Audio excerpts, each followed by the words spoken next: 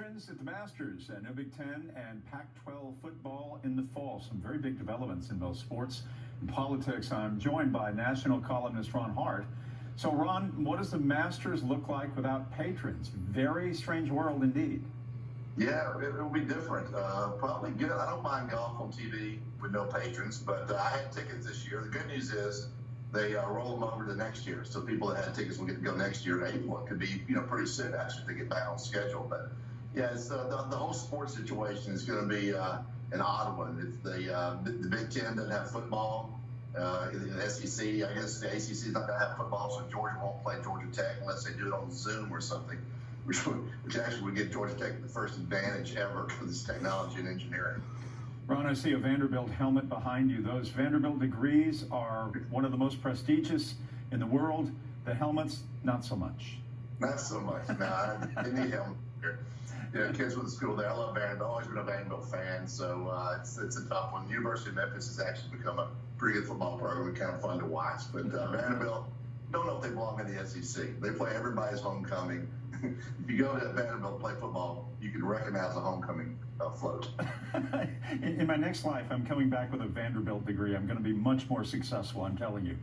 What will the SEC do now, and how will college football look this fall with only some of the conferences playing? What do you think?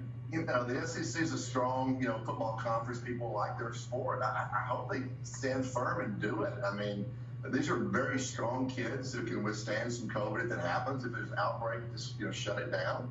But they need to go ahead and do it, and maybe set the tone for the rest of the country. I like the idea of different conferences doing different things and see what the outcomes are, because we won't know until they do it. Where is the debate going on mail-in ballots for voting in November, do you think?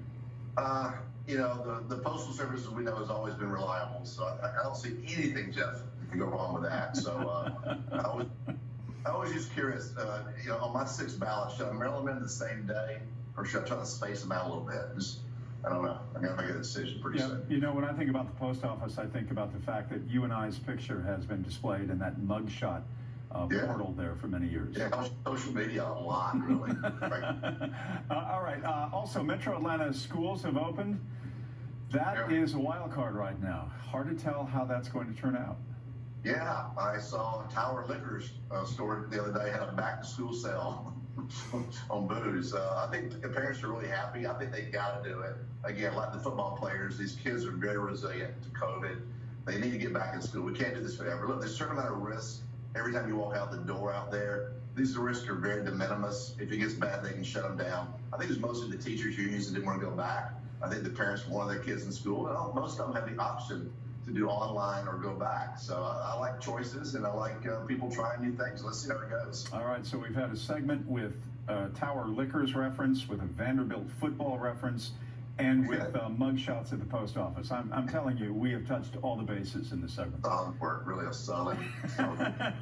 Thank you, Ron Hart. We'll see you down the road.